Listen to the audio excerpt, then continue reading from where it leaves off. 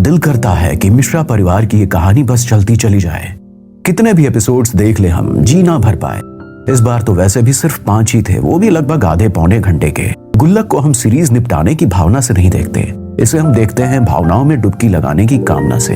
हर बार ये परिवार हंसाता है, ठिठोली करता है, कहानी में परत दर परत मन को उलझाते जाता है। हर एक डायलॉग को 2-2 बार पॉज करके सुनने पर मजबूर करता जाता है। हर एक किरदार की उलझन और परेशानी को हमारी खुद की उलझन और परेशानी सा दिखाता है। और आखिर में रुमाल तो निकलवा ही लेता है और मग्गा या बाल्टी भर आंखों से पानी बहवा ही देता है। इस बार आखिरी कुछ सीन्स में तो ये लगा कि मिश्रा परिवार का गुल्लक लुढ़क कर फूट ही जाएगा, या फिर क्या पता फूट ही गया हो। इसलिए ये जानने के लिए कि क्या ये गुल्लक की आखिरी सीरीज तो नहीं, सोनी लिव पर जाएं और टीवीएफ के गुल्लक में 2-4 सिक्के जरूर चढ़ा कर आएं। हिंदी कंटेंट का सूखा चल रहा हो या साउथ के कंटेंट की बहार, टीवीएफ के कंटेंट की हरियाली हमेशा लहलहाती रहती है। अच्छे कंटेंट की उम्मीद लिए टकटकी लगाए हर आंखों का सपना पूरा करता है टीवीएफ का गुल्लक पार्ट 3।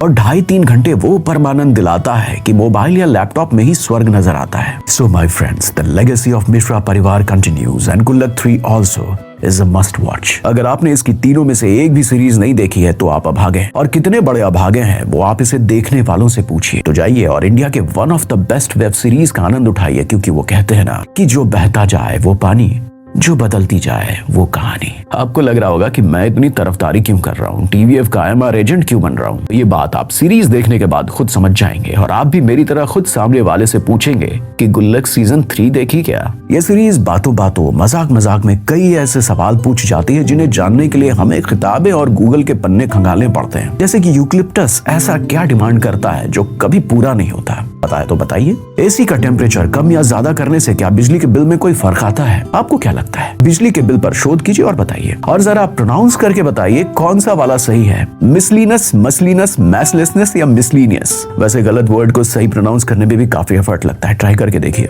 वैसे जैसे ही पहले एपिसोड में कभी अक्कड़ थी कभी बक्कड़ थी वाला इंट्रो सॉन्ग चलता है, तो इस सीरीज की पुरानी यादें आंखों के सामने उतर आती है, और फिर वही हल्का हल्का एहसास होता है कि ये फीलिंग्स हम पहले भी कभी जी चुके हैं। शायद मेरे दोस्त इसी को नॉस्टैल्जिया कहते हैं। मैं तो इसके इंट्रो सॉन्ग को कभी स्किप नहीं करता।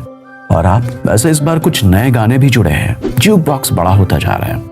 अच्छा है। इधर मिश्रा जी अपने 2 लौंडों और कर्मठ पत्नी के साथ सुखमय जीवन बिता रहे होते हैं। छोटका बिटुआ बढ़िया लंबर ला के खुद को छठाक भर के नवाब समझने लगे हैं, और बड़का दुनिया को लालच बेचकर शासन करने का ज्ञान समझा रहे हैं। छोटके को नई नई जवानी फूट रही है, बालों को बरगंडी करवाने की सूझ रही है, और बड़के को पहली सैलरी से ब्रांडेड जूते खरीदने हैं। वही मिश्राइन का सारा ध्यान कभी छोटके के एडमिशन पर तो कभी बड़के की सैलरी पर लगा हुआ है। उधर मिश्रा जी ऑफिस में चल रहे धरने पर बैठने की बजाय ईमानदारी की चरस सूंघ रहे हैं, और उधर मिश्राइन चौका बर्तन करते हुए कभी कभी फुर्सत में फुर्तीली के साथ गोला चूस रही है। क्या सिंपल लाइफ है यार मिश्रा परिवार की। कभी कभी तो जलन होने लगती है। हमारा बचपन भी ऐसा ही था। हम भी उन्हीं चंद लौंडों में से थे जो उस जमाने में साइंस से आर्ट्स में एडमिशन लिए थे। कितनों को नाराज किए थे, कितने पापड़ बेले थे।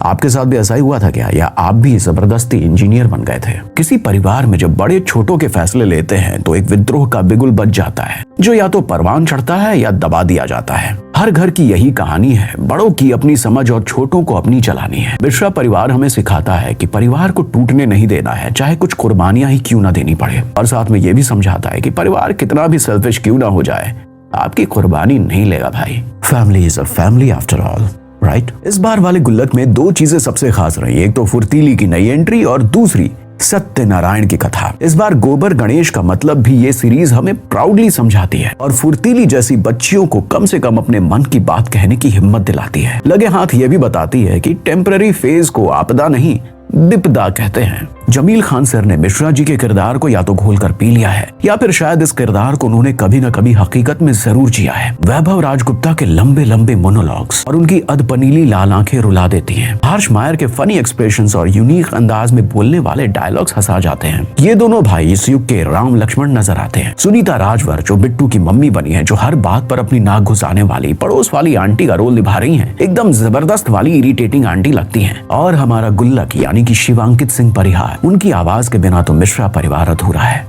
ये गुल्लक ही तो गुल्लक की कहानी का सूत्रधार और सार दोनों है। कुल मिलाकर यही प्रार्थना है कि गुल्लक जैसी सीरीज हमेशा बनती रहे, चलती रहे। कोई स्टार्स वार्स नहीं देंगे हम इसे, क्योंकि भावनाओं को स्टार से तोलना उनका मजाक उड़ाना है। आपको कैसी लगी गुल्लक सीजन 3 हमें जरूर बताएं। फिर से कह रहे हैं, अगर नहीं देखी है तो देख लें। चैनल को सब्सक्राइब कर लें, इंस्टा पर फॉलो कर लें। लोकतंत्र है, बिना गाली गलौज किए अभिव्यक्त करें।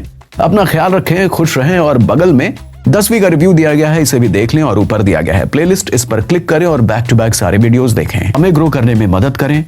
Thank you.